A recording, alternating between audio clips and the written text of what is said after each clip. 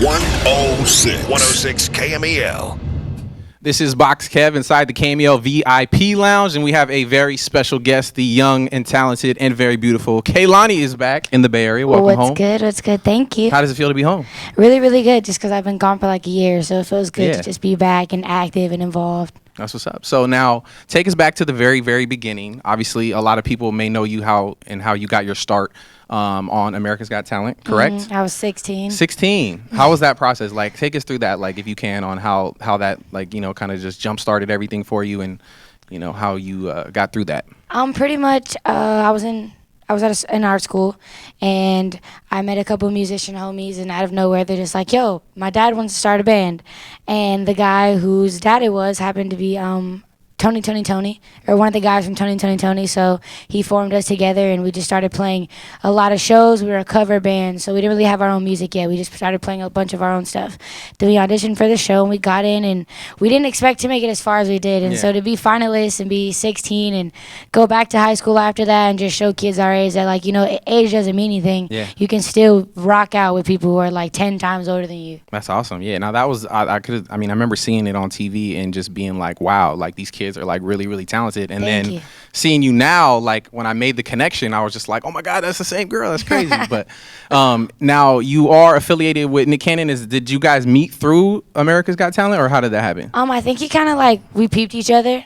Okay. On America's Got Talent, but there's kind of like a waiting thing that goes on in between shows like that with people who are involved and people who like work on it and stuff. So he waited the waiting period, and 2 years later I get a call like, yo, I rock with your vision, and if you want to come down and rock with me, then let's talk. That's awesome. And I came down, and he ended up changing my life. So and shout out to LA Nick Cannon. Ever since, right? Yep, I've been here for a year. That's what's up. Okay, now how did the whole like HBK affiliation happen? Because you're kind of like the Nicki Minaj, if you will, to HBK. I mean, you're the only like female artist that's really like down with them. So how did that happen? I think I was just coming up in the Bay, and they were coming up in the Bay, and we did some music together, and the vibe was really natural, and it was really dope, and we all kind of around the same wave. We were pushing the same thing, just peace, love, positivity, and most definitely just uprising for the youth of the Bay. So I think when we all kind of saw we were rocking with the same vision, inviting me to officially join it, because people were already making the connection, like, is Kehlani HBK? Is she HBK? So to just finalize it, it was just recent, and I'm Sue was just like, yo, everybody's down, we're so down, we rock with you, we got your back with whatever. So much love to them, they're all my big brothers. Shout out to HBK. Yeah, squad. Okay. And then you kind of have your own thing, right?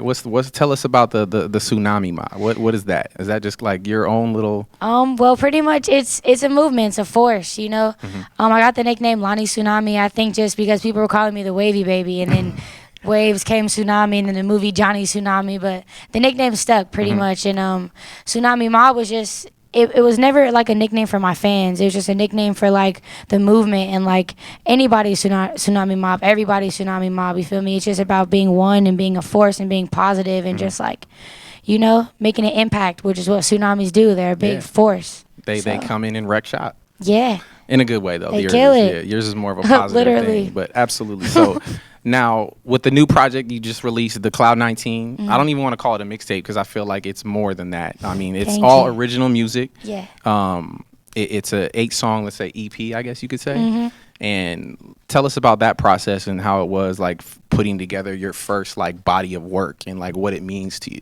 Well, I put together like so many bodies of work, and my fans know it's been multiple times on Twitter, because I'm very impulsive, where I just been like, yo, I'm dropping a tape, this is the name, this one I want to drop it, and it never comes out. So I think I just I finally realized, you know, like, you don't have to rush, especially not with your first project. You really want people to like grasp you for you. So I took a step back, kind of like really refocused on what I wanted the music to sound like, and focused on my sound, and focused on just what I wanted to push, rather than just getting a collection of songs that I liked and putting it out. You know, I had a project ready in April, didn't drop it. I had a project ready before that I just made in New York in a week, and was like, let me just drop this.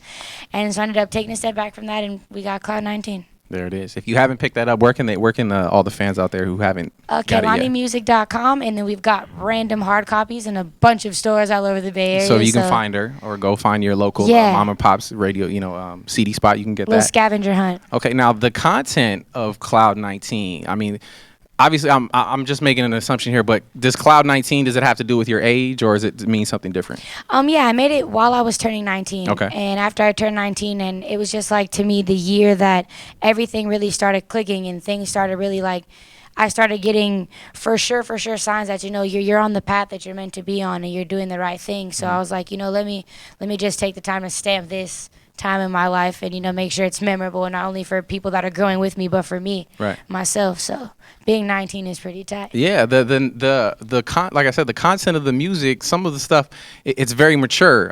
Some of the stuff you wouldn't typically hear from a 19-year-old. So where do you get your like musical influence as far as the content that you speak about and the maturity level of the music that you're putting out? Because like I said, it's not typical of a 19-year-old. Yeah, I mean, I don't consider myself a typical 19-year-old. Right. I grew up a little different, and I went through a lot of things early that a lot of 19-year-olds don't go through until they're 19, until they're 20, till they're 21. So I think I was just able to like use those experiences not as ever like a hindrance, but like just to platforms to move forward and to learn myself early. I was blessed to be able to figure out who I was and be comfortable with that really early, to where I can say I'm a mature 19-year-old, so where adults can relate to me, and I can sit down and have a conversation with an adult, and at the end of it, they're just like, I can't believe I had a conversation with a 19-year-old, and I'm just like, thanks.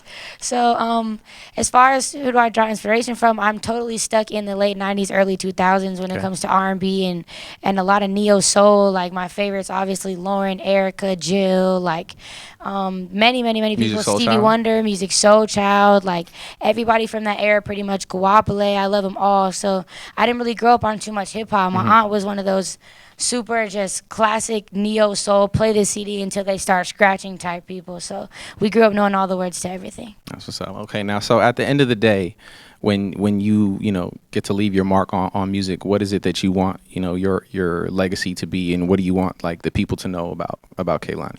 I just want to inspire. That's pretty much it. At the end of the day, I just want people to know that someone that didn't come from something that was promising made it into something promising. That I came from a place that too many people don't make it out of, but so many people are so talented. Everyone in Oakland is so talented, but the chances of actually making it out is this big. Right.